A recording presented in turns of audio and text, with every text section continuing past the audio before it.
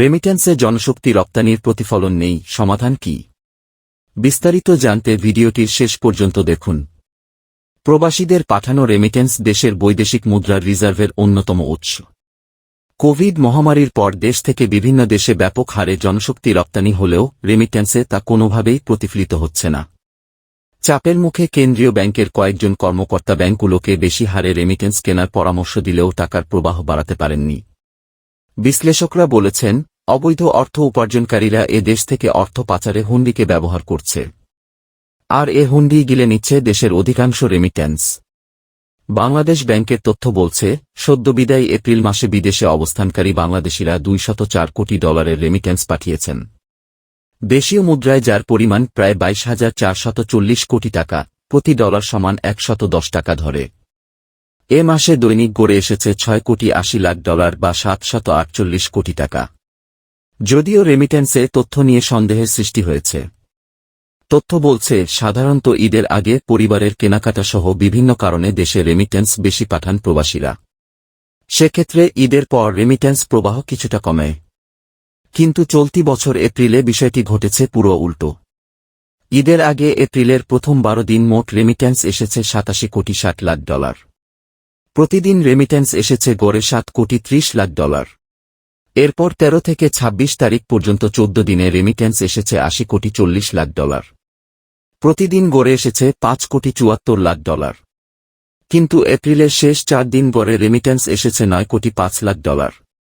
আর শুধু শেষ দিনেই রেমিট্যান্স এসেছে $13 কোটি বেশি। মাসের শেষে হঠাৎ করে রেমিট্যান্সের প্রবাহ বেড়ে যাওয়ায় প্রশ্ন তৈরি হয়েছে। জনশক্তি কর্মসংস্থান ও প্রশিক্ষণ ব্যুরোর বিএমইটি তথ্যমতে চলতি বছরের প্রথম 3 মাসে বাংলাদেশ থেকে বিশ্বের বিভিন্ন দেশে কর্মী গেছেন 2,26,837 জন। আর 2023 সালে বাংলাদেশ থেকে প্রবাসে রেকর্ড 13,05,453 জন কর্মী বিভিন্ন দেশে কাজের জন্য গেছেন। কিন্তু সেই অনুপাতে দেশের প্রবাসী আয় বাড়েনি। বর্তমানে সব মিলিয়ে দেশের বিদেশে অবস্থানকারী প্রবাসীর সংখ্যা 1,63,02,360 জন। এ হিসাবে গড়ে একজন প্রবাসী গত এপ্রিলে $125 বা $13,765 টাকা করে দেশে পাঠিয়েছেন। খাতসংশ্লিষ্টরা বলেছেন, ব্যাংকিং চ্যানেলে ডলারের দাম কম থাকায় প্রবাসীরা হুন্ডির মাধ্যমে রেমিট্যান্স পাঠানো বাড়িয়েছেন। এতে দিন দিন কমে যাচ্ছে দেশের বিদেশি মুদ্রার অন্যতম প্রধান উৎস রেমিট্যান্স। বায়রা ও অন্যান্য সূত্রে পাওয়া তথ্য বলছে, বিদেশে অবস্থানকারী বাংলাদেশিরা কমপক্ষে প্রতি মাসে 20,000 টাকার নিচে পাঠানোর কথা নয়। গড় হিসাব করলে তা 25,000 টাকার উপরে হওয়ার কথা।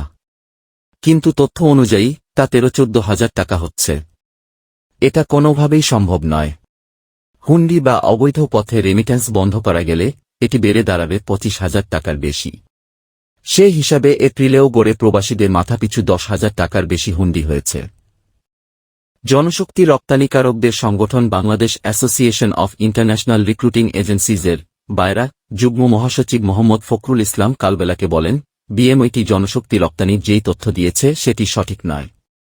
এটা 1,30,00,000-এর মতো হতে পারে। তবে এটা ঠিক যে বাংলাদেশের বৈধ পথে যে পরিমাণ রেমিট্যান্স আসে তার সমপরিমাণ থেকেও অনেক বেশি হুন্ডি বা অন্যান্য মাধ্যমে আসে। এজন্য বাংলাদেশ ব্যাংকের হিসাবে রেমিট্যান্স কম দেখা যাচ্ছে। তবে যেভাবেই আসুক না কেন, এটা দেশের অর্থনীতিতে গুরুত্বপূর্ণ ভূমিকা পালন করছে, তাতে কোনো সন্দেহ নেই। পরিস্থিতি সম্পর্কে পলিসি রিসার্চ ইনস্টিটিউট অব বাংলাদেশের টিআরআইবি নির্বাহী পরিচালক আহসান এইচ মনসুর কালবেলাকে বলেন, অর্থ পাচারের কারণে দেশের রেমিট্যান্স কাঙ্ক্ষিত হারে বাড়ছে না। মধ্যপ্রাচ্য থেকেই অর্থ পাচারকারীরা রেমিট্যান্সের ডলার কিনে নিচ্ছে, আর বাংলাদেশে তা টাকায় পরিশোধ করছে। তাই রেমিট্যান্স বাড়াতে হলে হুন্ডির তৎপরতা থামাতে হবে। এছাড়া আমাদের এখান থেকে যেসব জনশক্তি যায় তাদের অধিকাংশই অদক্ষ। এজন্য তারা বিদেশে গিয়ে সেভাবে অর্থ উপার্জন করতে পারে না। তবে আমাদের রেমিট্যান্সের যে হার, অর্থ পাচার থামানো গেলে তা অন্তত দ্বিগুণ বেড়ে যাবে। কেন্দ্রীয় ব্যাংকের তথ্য বলছে, এপ্রিলে কোনো রেমিট্যান্স আসেনি রাষ্ট্র মালিকানাধীন বাংলাদেশ ডেভেলপমেন্ট ব্যাংক বিডিবিএল, বিশেষায়িত রাজশাহী কৃষি উন্নয়ন ব্যাংক রাকাব, বেসরকারি ব্যাংকগুলোর মধ্যে কমিউনিটি ব্যাংক, সিটিজেন্স ব্যাংক, শরিয়াহ ভিত্তিক আইসিবি ইসলামী ব্যাংক, বিদেশি খাতের Habib bank, national bank of Pakistan এবং স্টেট ব্যাংক অফ ইন্ডিয়ার মাধ্যমে। তথ্য বলছে, 2023-24 অর্থবছরের জুলাই থেকে এপ্রিল পর্যন্ত 10 মাসে মোট রেমিট্যান্স এসেছে 100912 কোটি ডলার। আগের অর্থবছরের একই সময়ে এসেছিল 1772 কোটি মার্কিন ডলার। আলোচ্য সময়ে 140 কোটি মার্কিন ডলার রেমিট্যান্স বেশি এসেছে।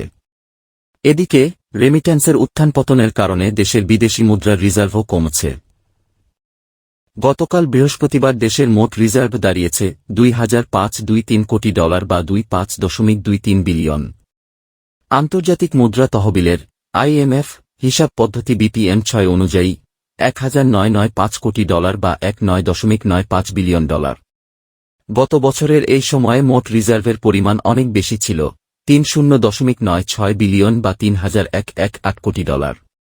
যদিও দেশের ব্যয়যোগ্য রিজার্ভ মাত্র 14 বিলিয়নের সামান্য বেশি।